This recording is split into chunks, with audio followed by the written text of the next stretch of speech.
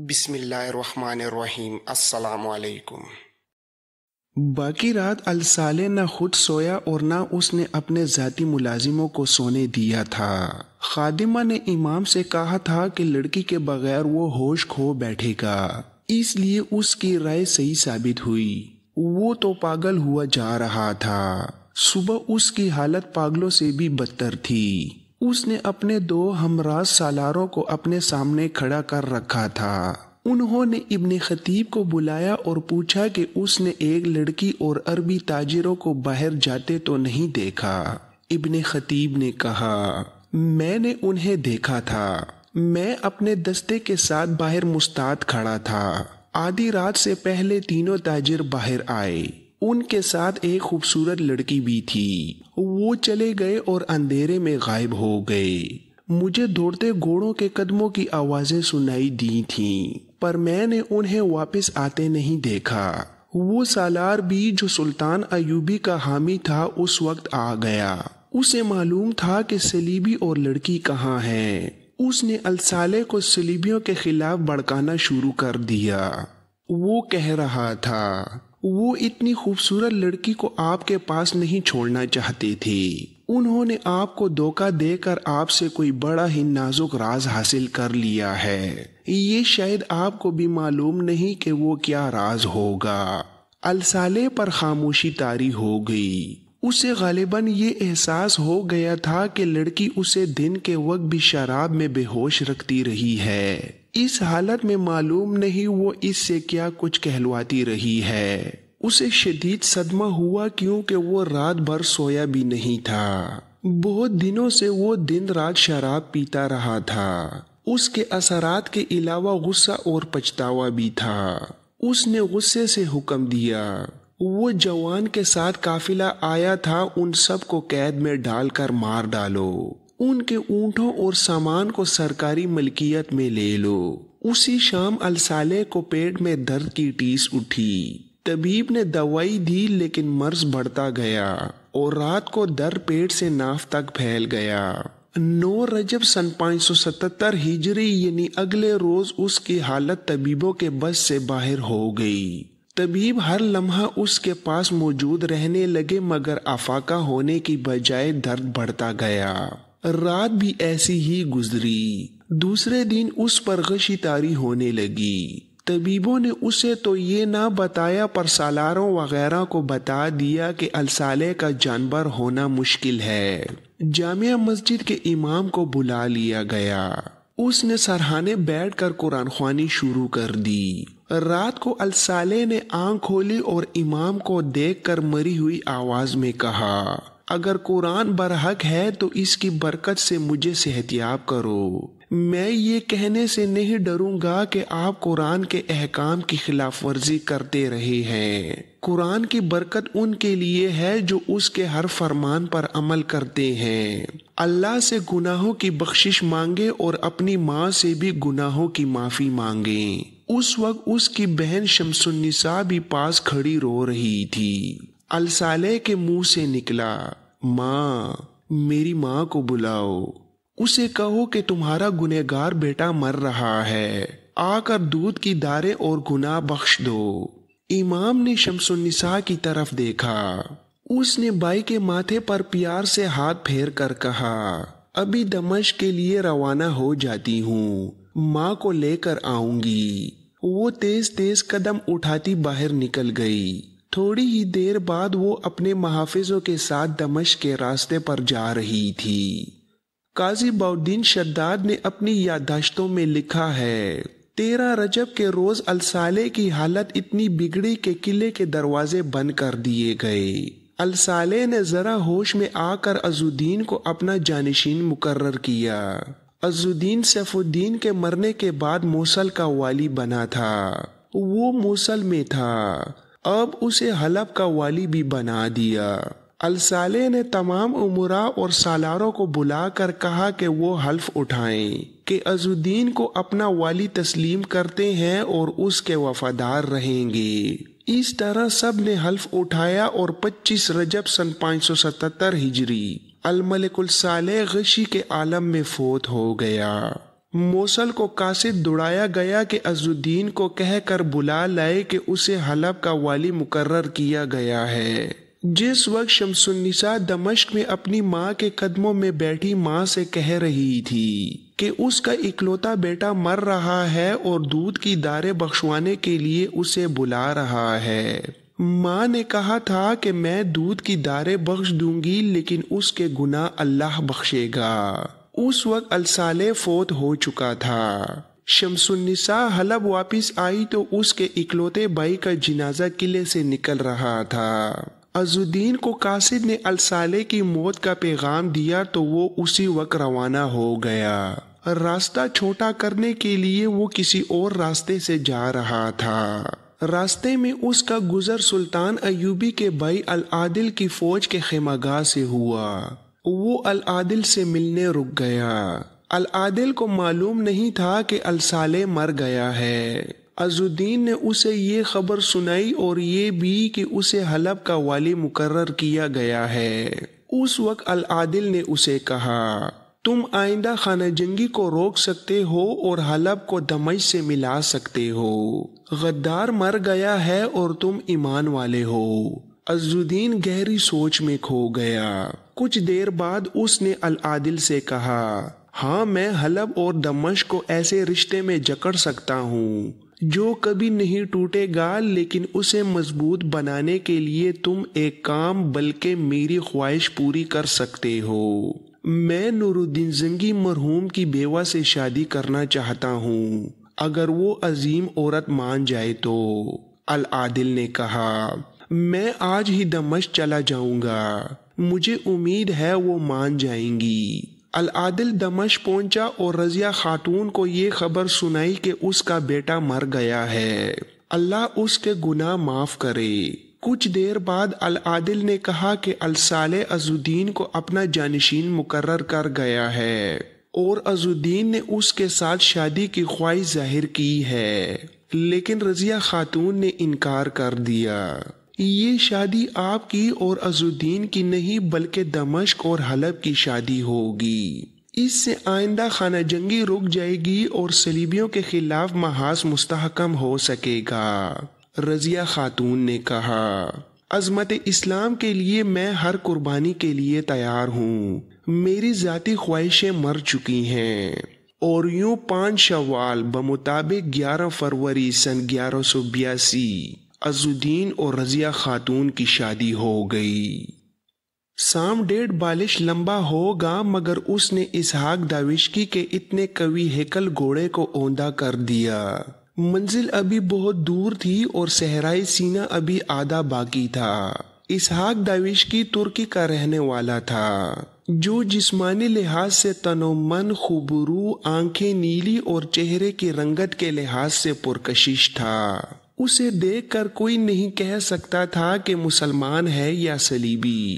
وہ جتنا تن و من اور خوبرو تھا اس سے کہیں زیادہ دماغی لحاظ سے چست اور چالاک تھا۔ وہ اس وقت سلطان صلاح الدین ایوبی کی فوج میں شامل ہوا تھا جب اس کی عمر 18 سال تھی۔ اس نے فوجی ملازمت کو ذریعہ معاش نہیں سمجھا تھا، وہ مرد مومن کی صحیح تصویر تھا۔ صلیب کے پجاریوں کے عزائم سے آگاہ ہو کر اسلام کی پاسبانی کے لیے دمشق آیا اور فوج میں شامل ہو گیا تھا۔ جب سلطان ایوبی کو مصر کی امارت سونپی گئی تو اسحاق کو مصر بھیج دیا گیا تھا۔ وہ بڑے فخر سے اپنے آپ کو ترک کہلاتا تھا۔ ترکی کے بے شمار باشندے سلطان ایوبی کی فوج میں تھے۔ سلطان ایوبی کو ان پر بھروسہ اور اعتماد تھا، اس لیے سلطان نے جب کمانڈو فورس بنائی تو اس کے لیے زیادہ تر نفری ترکوں کی تیار کی۔ اسی فورس میں جاسوس بھی منتخب کیے گئے تھے جن میں اسحاق ترک بھی تھا۔ وہ غیر معمولی طور پر ذہین اور دلیر چھاپا مار تھا۔ اسے کماندار بنا دیا گیا تھا اور پھر اسے صلیبیوں کے علاقوں میں جاسوسی کے لیے بھیجا گیا تھا، جو فرض کا شیدائی تھا اور جان کی بازی لگا کر زمین کی تہوں سے بھی راز نکال لیا کرتا تھا۔ مگر اب صحرائے سینا میں چھوٹے سے سام نے اسے بڑے ہی کڑے امتحان میں ڈال دیا تھا۔ وہ ان مسلمان علاقوں میں تھا جن پر صلیبیوں نے قبضہ کر رکھا تھا۔ وہاں سے حلب چلا گیا اور اب وہ ایک نہایت اہم اطلاع لے کر قاہرہ جا رہا تھا۔ اس وقت سلطان ایوبی قاہرہ میں تھا۔ اسحاق ترک بہت جلدی پہنچنا چاہتا تھا، اس لیے راستے میں وہ کم سے کم آرام کر رہا تھا۔ وہ سرسبز علاقوں سے نکل گیا تھا۔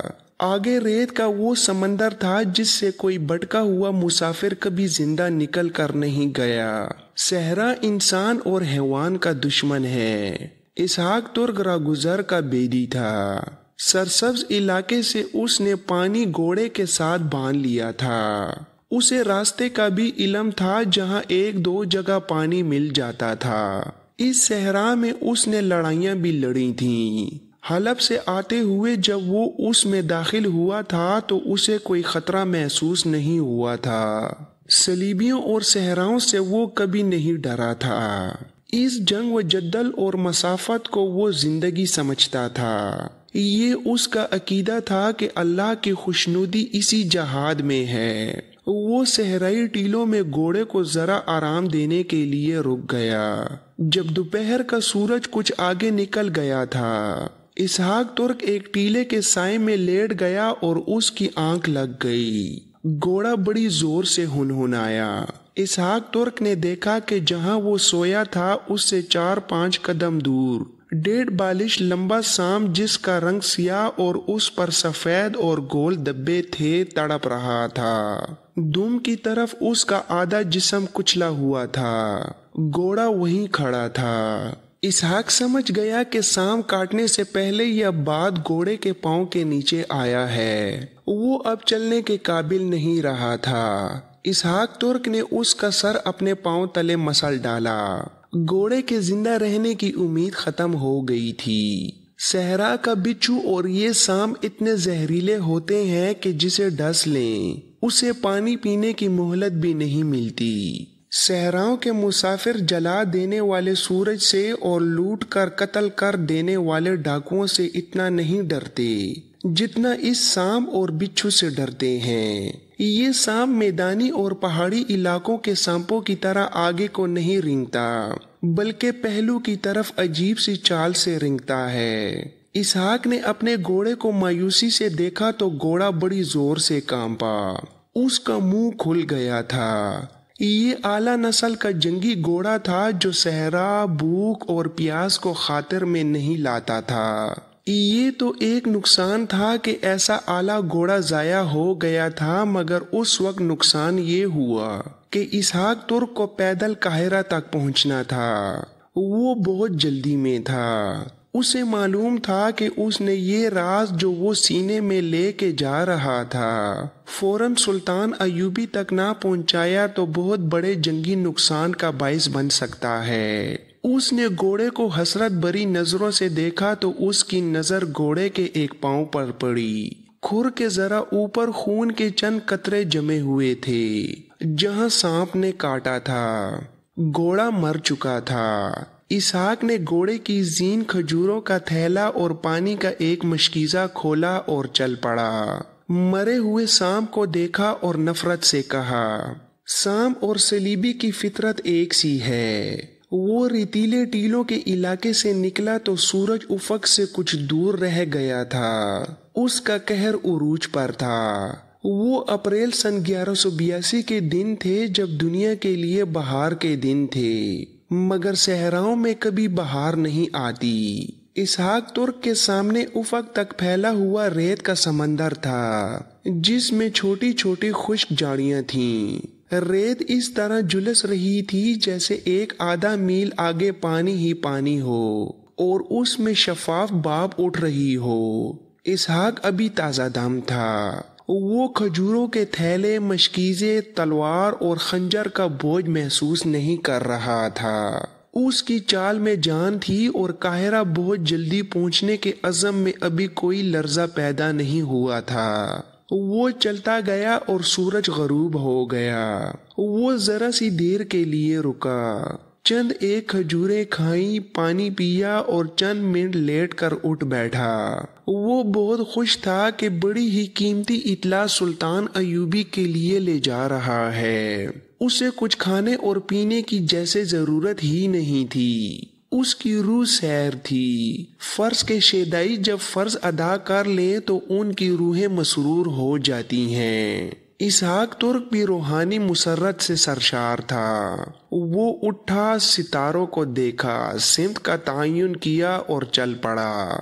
सहरा की रात इतनी खुन्नक होती है जितना दिन गर्म और झुलसा देने वाला है। रात को चलना आसान होता है। वो चलता गया।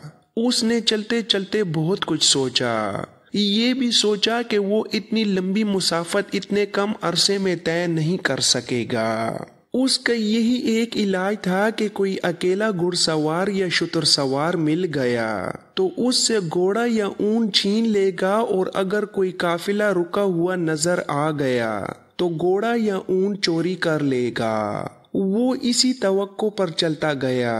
रात गुजरती जा रही थी। उसके पांव तले से रागुजर पीछे हटता जा रहा था और उसे थकन का एहसास भी होने लगा था। लेकिन उसे ट्रेनिंग ऐसी मिली थी कि थकन, नींद, भूख और प्यास को कई रोज तक बर्दाश्त कर सकता था। थकन के पहले एहसास को उसने एक जंगी तराने के हवाले कर दिया। वो बुलंद आवाज से तराना गाने लगा। रात के आखिरी पहर वो एक जगह बैठ गया, थोड़ा सा पानी पिया और वहीं सो गया। अभी सूरज तलू नहीं हुआ था जब उसकी आंख खुल गई। उसने भूख के एहसास को दबा लिया और पानी भी ना पिया। मंजिल अभी बहुत दूर थी। खजूरें और पानी बचाने की जरूरत शदीद थी। वो उठा और चल पड़ा। उसे सहरा का एक और खतरा दूर से ही नजर आने लगा। ये रेत की गोल गोल टीकरियां थीं जो दूर दूर तक फैली हुई थीं। ये सब एक जैसी होती हैं। उनकी बुलंदी भी एक जैसी होती है। उनमें कोई अजनबी दाखिल हो जाए तो बाहर नहीं निकल सकता। ये भूल भुलैयां बनी होती हैं। बाज मुसाफिर एक ही टीकरी के इर्द गिर्द घूमते रहते हैं और समझते हैं कि वो सफर तय कर रहे हैं। सहराओं के बेदी भी उनसे डरते हैं। इसहाक तुर्क को पहला एहसास ये हुआ कि ये टीकरियां उसके रास्ते में नहीं आनी चाहिए थीं। इस सवाल ने उसे परेशान कर दिया कि क्या वो उस रास्ते से भटक गया है जिससे वो वाकिफ था। वो अब इधर उधर कहीं नहीं जा सकता था। उसे इन्हीं में से गुजरना था। वो बढ़ता गया और टीकरियों में दाखिल हो गया। उस वक्त तक सूरज ऊपर आ चुका था और सहरा तपने लगा था। वो टीकरियों में घूमता मोड़ मुड़ता गया। रेत उसके पांव जकड़ने की कोशिश कर रही थी और वहां की रेतीली जमीन बता रही थी कि इसहाक से पहले यहाँ से कभी कोई मुसाफिर नहीं गुजरा। इसहाक चलता गया। सूरज सर पर आ गया तो भी वो रेत की उन्हीं ढेरों में घूमता मुड़ता जा रहा था। वो एक और मोड़ मुड़ा तो ठटक कर रह गया। उसने जमीन पर अपने ही पांव के निशान देखे जो एक और टीकरी के गिर्द मुड़ गए थे। तब उसे एहसास हुआ कि वो सहरा के बेहद खतरनाक धोखे में आ गया है। वो साथ वाली टीकरी पर चढ़ा और हर तरफ निगाह दौड़ाई। उसे यूं नजर आया जैसे सारी दुनिया रेत के गोल गोल ऊंचे डेरों के सिवा कुछ भी नहीं। सूरज की आग और रेत की गर्मी ने उसके जिस्म की नमी चूसनी शुरू कर दी थी। रेत ने उसके पांव जकड़ कर मन वजनी कर दिए थे। उसने पानी पिया और सिमत का अंदाजा करके नीचे उतरा। अब उसे दिमाग हाजिर रखना था। हर मोड़ जहन में महफूज रखता ट्रेनिंग के मुताबिक चल पड़ा।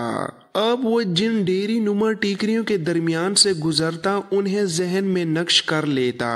आगे चलता, पीछे देखता, मगर सहरा के जालिम असरात उसके दिमाग को माऊफ करने लगे थे। उसमें बर्दाश्त की कुव्वत औसत दर्जा इंसानों से ज्यादा थी, वरना वो कभी न उठने के लिए गिर पड़ता। सूरज उफक से थोड़ा ही ऊपर रह गया था जब वो सहरा के इस धोखे से निकल गया। मगर उसकी टांगों में जिस्म का बोझ उठाने की ताकत नहीं रही थी। ये फर्श की लगन थी जो उसे चलाई जा रही थी। उसने आगे देखा तो उसे एक कतार में कई घोड़े उसका रास्ता काट कर जाते नजर आए। घोड़ों पर सवार भी थे। उसने सवारों को पुकारा, फिर और ज्यादा ऊंची आवाज से पुकारा। किसी भी सवार ने इस तरफ ना देखा। घोड़े दायरे में चलने लगे। इसहाक तुर्क रुक गया और उसने आंखें बंद करके सर को जोर जोर से झटके दिए। वो समझ गया कि ये घोड़े नहीं वहम है और ये सैराब है, जो सहरा का एक खतरनाक धोखा होता है। उसका जहन साफ हुआ तो घोड़े गायब हो गए। झुलसती रेत और उसकी भाप नुमा चमक दूर तक देखने नहीं देती थी। वो अब कदम घसीट रहा था। उसे दिन और रात का भी एहसास ना रहा। एक जगह उसका पांव फिसला तो वो गिर पड़ा और लड़कता हुआ दूर नीचे चला गया। इससे वो जरा सा बेदार हुआ। इधर उधर देखा और दानिस्ता मिट्टी की एक टीकरी पर चढ़ गया था और वहां से गिरा तो नीचे आ पड़ा। उसने पानी की शदीद जरूरत महसूस की। हलक में कांटे चुभ रहे थे और होंठ खुश्क लकड़ी की तरह अकड़ गए थे, मगर उसके पास न पानी का मशकीजा था और न खजूरों का थैला। उसने उठकर इधर उधर देखा। दोनों का कहीं नामो निशान ना था। मायूसी और बेबसी के आलम में चल पड़ा। इधर उधर देखा, उसे हर सू सफेद और शफाफ से शोले नजर आए, जो उससे कुछ दूर दूर गोल दायरे की शक्ल में उसे घेरे हुए थे।